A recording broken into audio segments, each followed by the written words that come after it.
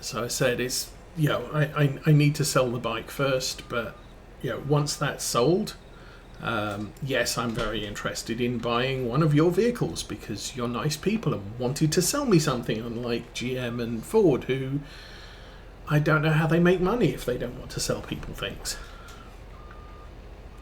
So I ended up with a Peugeot 405 wagon for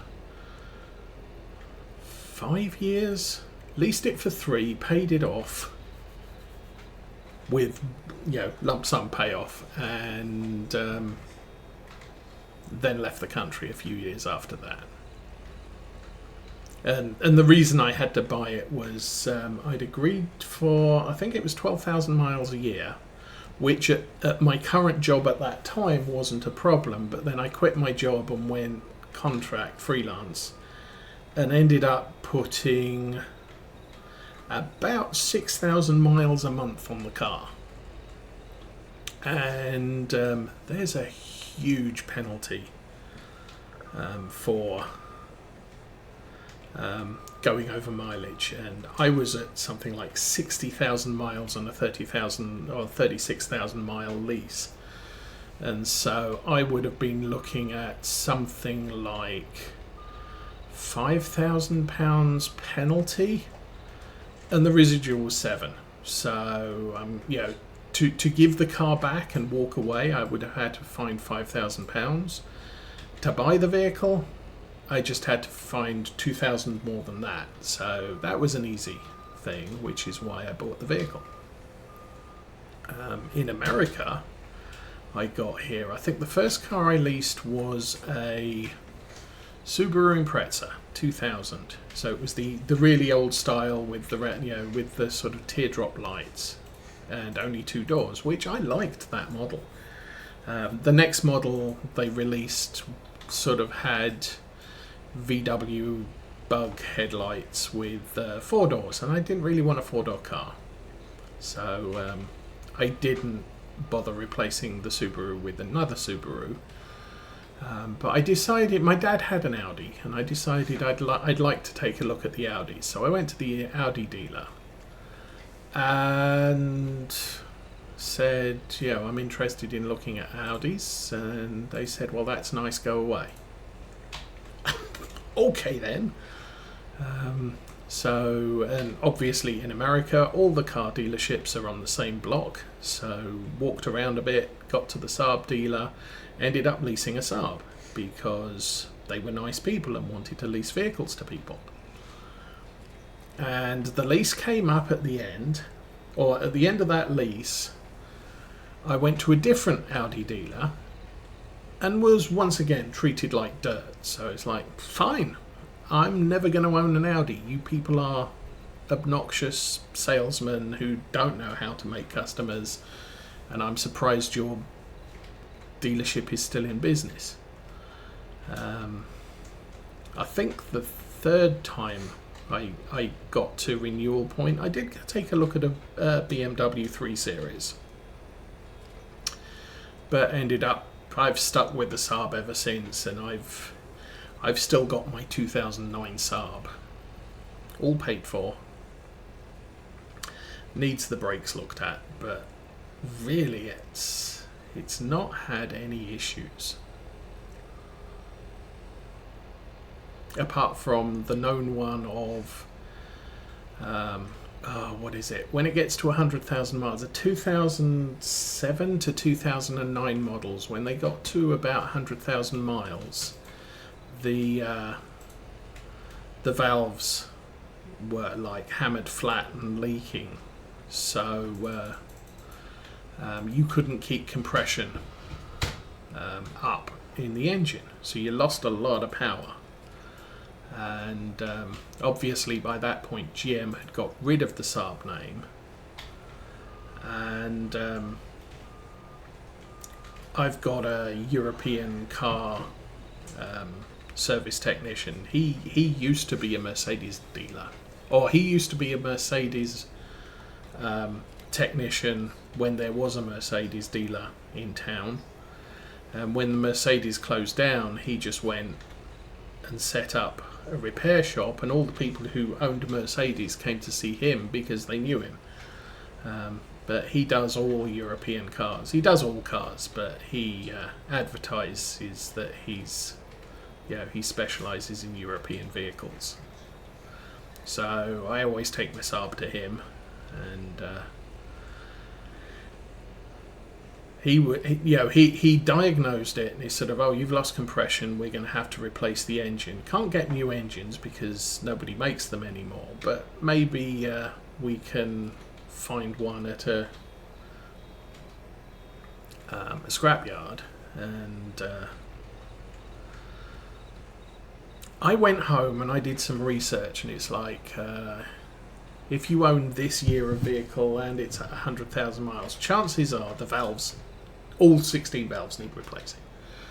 So I went back to him the next day and said, "Okay, I looked it up on the internet and it looks like maybe this is the problem. What do you think?" And he looked at it and he said, "Actually, yes, that's probably the issue. I'm going to need to order some new valves," which is a lot cheaper than getting a new engine.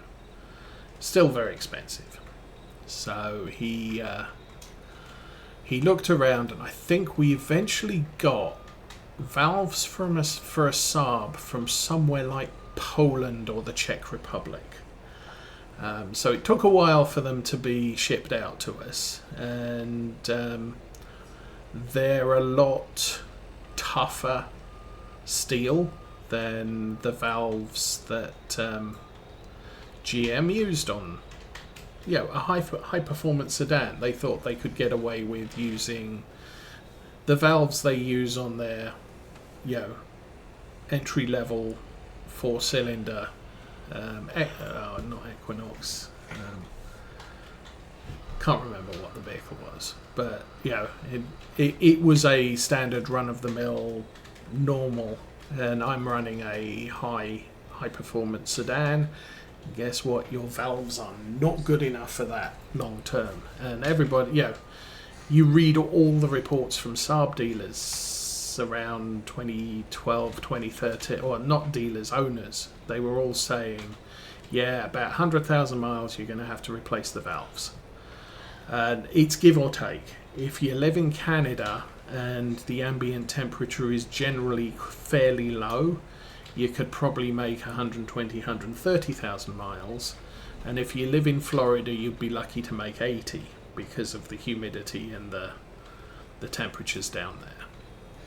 But had the valves replaced, and that was the expensive repair on the car. And we've had it 10 years since then, and it's still going. So I figure it'll probably be still going when I leave the earth, unless the US government makes gasoline-powered cars illegal or prohibitively expensive to run, in which case maybe not. But for now, it's the car I'm going to have when I don't need a car anymore. I don't need a new one.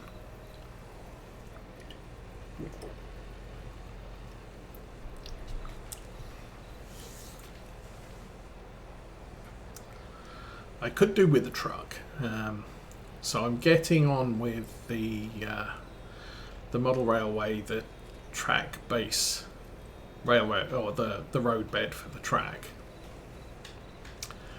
and I'm going to need some insulation foam, which is sold in 8x4 sheets. So I don't have a vehicle that can move 8x4 sheets. I could possibly lease rent a trailer from somewhere like U-Haul or a long bed pickup for a couple of hours just to go to the store, buy some stuff and bring it home.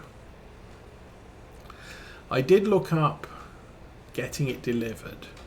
Lowe's doesn't deliver it at all. I looked up Menards. They deliver, but the price was exorbitant for delivery, and I thought, why is it so expensive? I mean, a sheet's $24 and you want over $300 for delivery, and might have been closer to 500, and it's like, that's ridiculous. But then I looked at the quantity. They only deliver in quantities of multiples of 60. So it was like, okay, guess that's... I don't need to be ordering from Lowe's.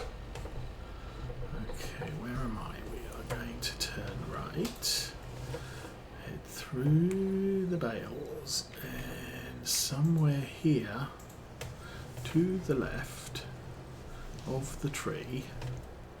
Oh! Not that far left of the tree. There's a gap there. Okay, lights off. Engine off. Course plate off. I'm going to get out of the tractor. Whoa.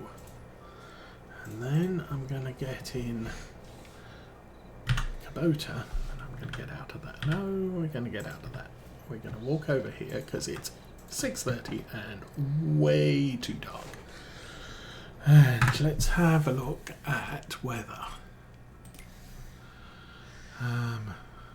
So 6 o'clock, 8 o'clock, 9 o'clock is when the weather's gone.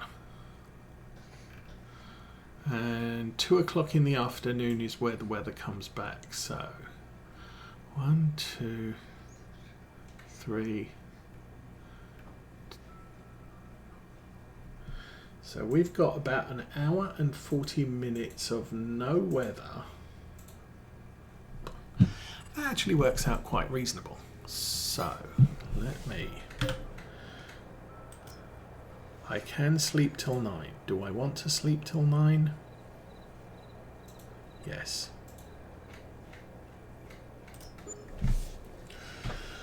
Okay, so we sleep till morning. I can then set the mower off. Whoa, rain and no rain. Still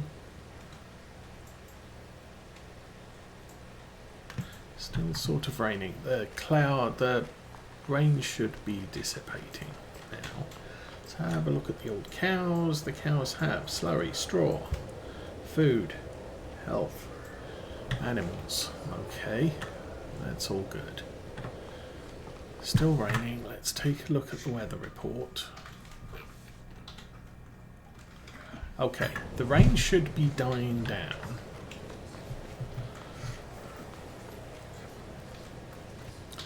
So I'm going to get the sprayer out and we'll get that filled up.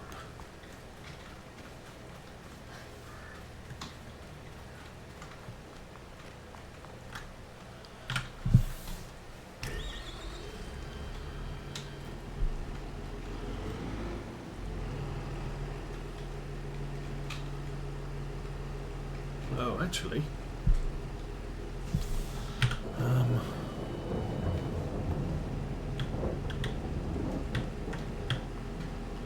get stuck on the step ladder on that.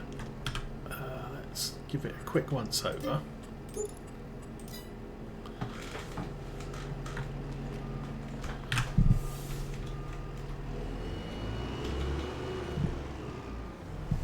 There now. So the reason the weather, top left up here, is saying clouds with rain to come is because we're within 6 hours of the next rain shower.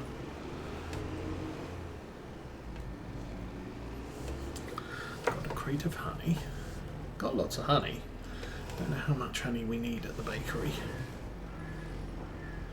But it does look like the rain has now stopped. So that's a good thing.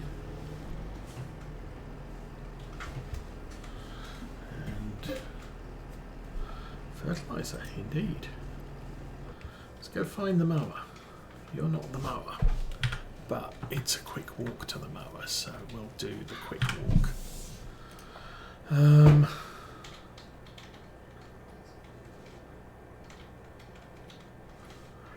Clear the field course and generate a new one.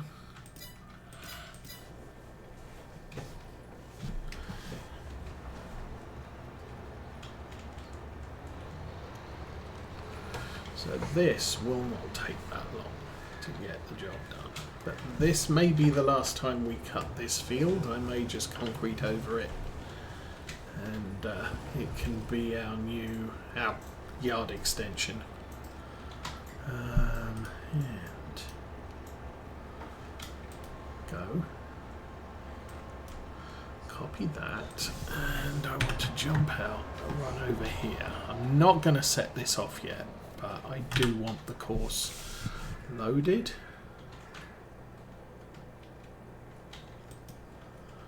There we go. That's all set.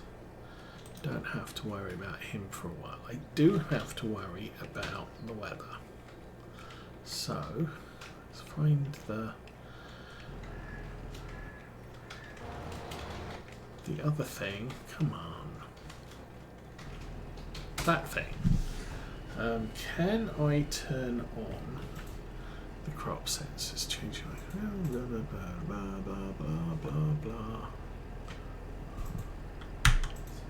Crop sensor requires daylight, so no, we can't do anything with the crop sensors or with this at this point.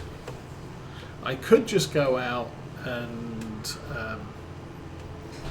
spray the grass field anyway. It just won't get a good environmental score. We'll lose about 5 points on the environmental score. May or may not be a good thing.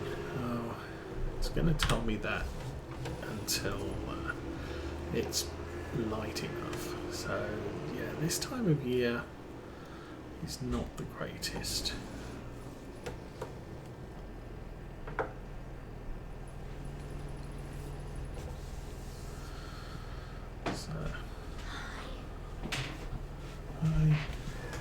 But like I said, you know, what I can do here is just spray this field anyway. The auto applicator will put enough nitrogen on the field for the crop. It just won't be super precise. It'll be enough to get a good yield. But we can always see, I don't know, see the sun's up, I don't know if it's going to get brighter. We'll leave it until about 11 o'clock game time and see how that works out. Now with the mower, I do want the mower.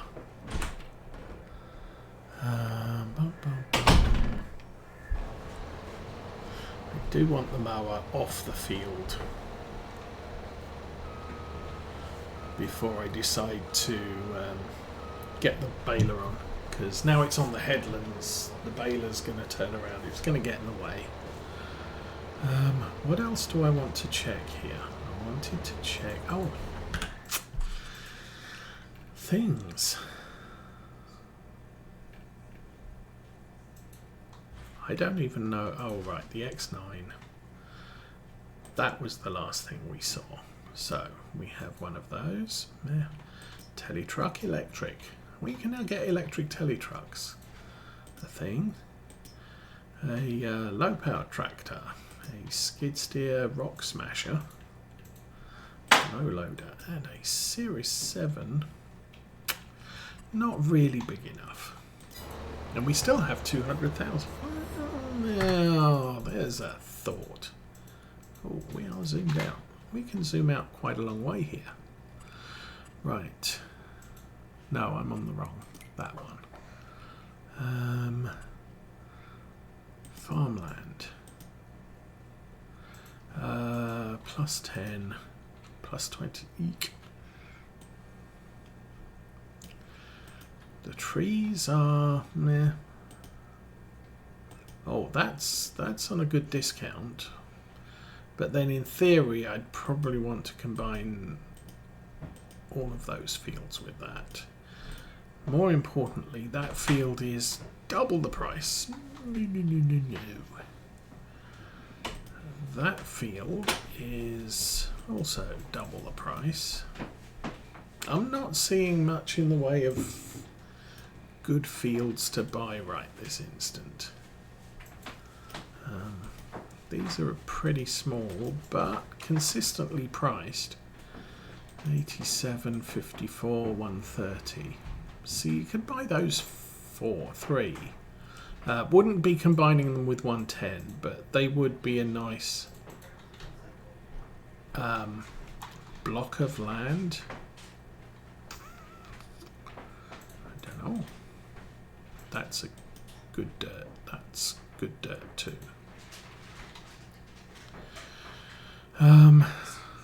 But do I want that? That's 130, 180, 230. That's way more than I have at the moment. Yeah. 113, 117 are sort of the ones I'm more interested in because they're close into the farm. I would combine the two together, but I would keep the separation from 14, 15 and 16. Just gives me more crop options. Okay, you're nearly done now. Where are we going to finish? We are going to finish over there somewhere, by the looks of it.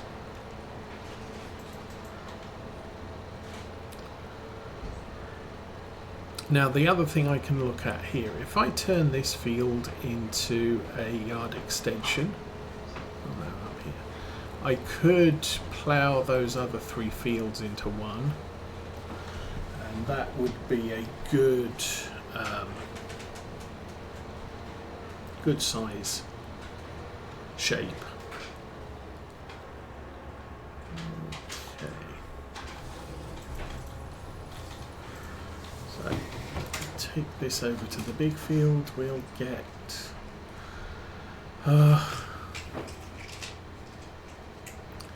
problem I can see here is we won't get much of this field done before the rain comes. Well, it is what it is. I could, whoops, that's wrong. What I wanted to do was that, and it's gonna rain all afternoon until darkness, and well, it looks like November 3 might be the day to cut the grass on this field.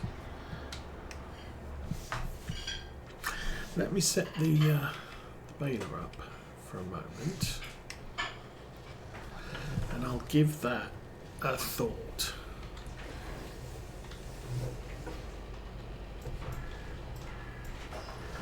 I mean, normally what you would do there is you would ted it and re-row it if it rained on it. But we know it's going to rain, so why would I even consider doing it? Okay, we can clear out the copy course. It's only going to be 9 minutes. Go back to the sprayer. We may have enough daylight to work the sprayer now.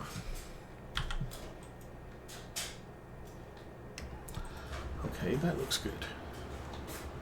Where am I? Oh, no, no. That's not the sprayer. That's the sprayer.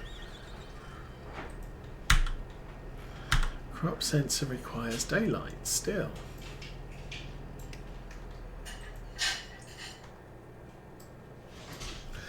Well,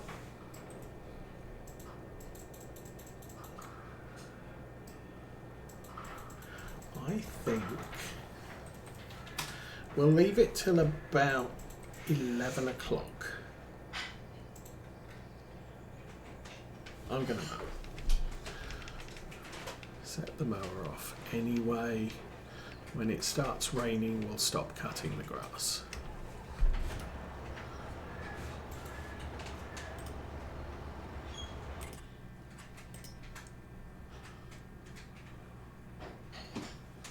That takes a long time to generate, but we're starting right here, so that's kind of convenient again.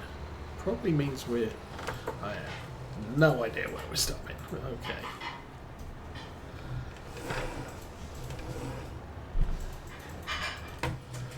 Whoops, what did I just do? Try that one again.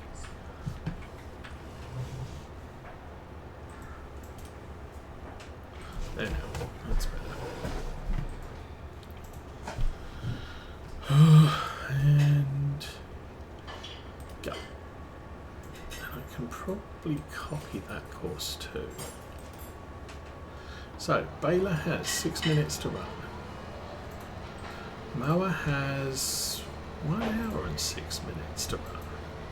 Probably means the baler's got about 3 hours to bale this field. And that's real time hours, not game time hours.